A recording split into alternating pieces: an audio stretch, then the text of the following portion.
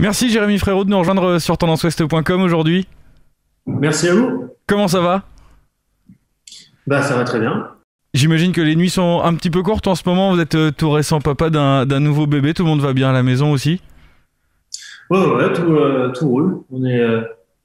On a pris une petite vitesse de croisière. Et il y a un deuxième bébé qui est arrivé il y a quelques jours de ça. Meilleure vie, c'est votre nouvel album, c'est sorti le 19 février. Est-ce que les derniers jours d'attente, c'est toujours les plus durs ou est-ce qu'avec l'expérience, ça s'évolue aussi ? Non, il y a jamais vraiment d'expérience pour ça, hein. Sauf quand on a 30 ans de carrière, je pense, mais j'en ai que 10.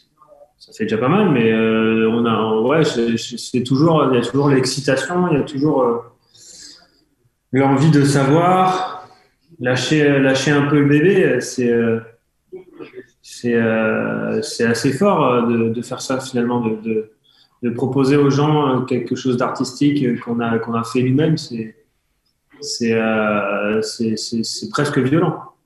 C'est un album que vous avez fait vous-même, mais il y a aussi de belles collaborations sur ce nouvel opus. Il y a Laurent Lemarca, il y a Ben Mazué, Vincha ou encore Laurent Derechef. Qu'est-ce qu'elles vous ont apporté toutes ces rencontres musicales ?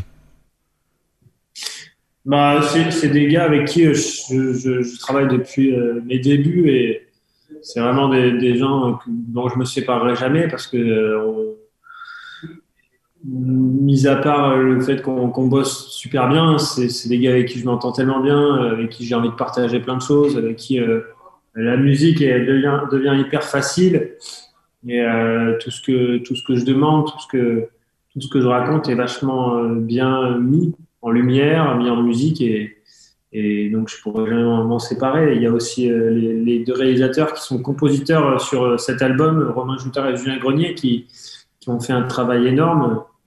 Et voilà, à plusieurs mains, on a fait vraiment quelque chose d'incroyable. Il y a deux extraits que le public a déjà pu découvrir, Un homme et J'ai la mer. On sent là, encore une fois, que les textes ont une part vraiment importante dans vos musiques. Ouais, ils sont importants et puis ils ont changé rapport à la musique qui a changé aussi.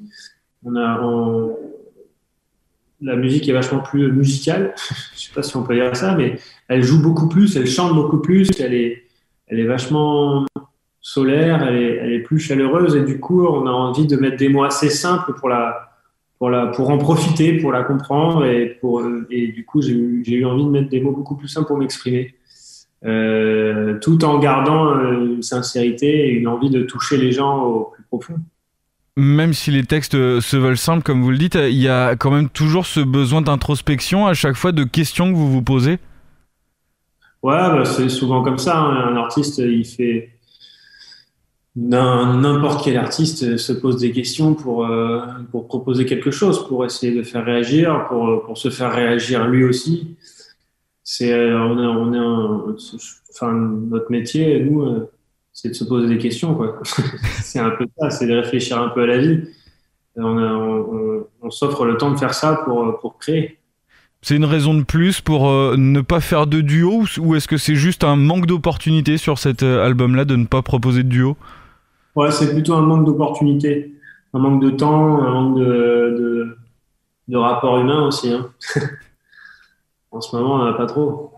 Forcément. Alors justement, ça va peut-être évoluer, ça. Il y a des projets de concerts, tests qui sont évoqués par le gouvernement. Est-ce que c'est déjà une bonne nouvelle pour vous, le monde artistique ? Ah oui, ça veut dire que ça avance et qu'on va certainement arriver à quelque chose. C'est inévitable. Là, on a vraiment... voilà, ça fait un an qu'on est comme ça. Au début, je trouvais ça bien qu'il se passe ça parce que je pense qu'on était en train vraiment de tourner en rond et de tout massacrer sur notre passage. Donc, il fallait qu'on fasse un gros stop et qu'on réfléchisse. Et aujourd'hui, voilà, on est en train de réfléchir à des alternatives.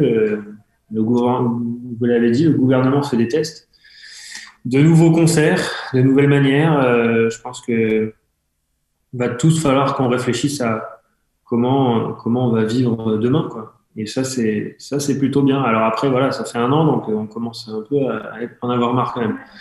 Est-ce que ces évolutions, alors déjà, les évolutions musicales et dans les textes de ce nouvel album Meilleure Vie, est-ce que ça va amener aussi pour vous des évolutions sur scène, de l'univers que vous allez proposer au public? Bah, évidemment, chaque album a sa petite histoire. Après, voilà, là, je pense on est moins sur une histoire, on est plus sur des textures et des envies de partager des choses, de partager des ambiances sur cet album. L'envie l'envie d'être en communion, de rire et de danser ensemble.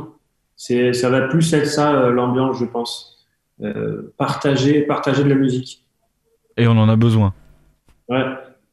Forcément. Merci beaucoup Jérémy Frérot, on a hâte de vous retrouver sur scène. Justement, ça on espère que ça arrive très vite. L'album Meilleure Vie, on le rappelle, il est sorti le 19 février dernier. C'est à découvrir et il est super sympa. Félicitations, merci encore. Merci beaucoup.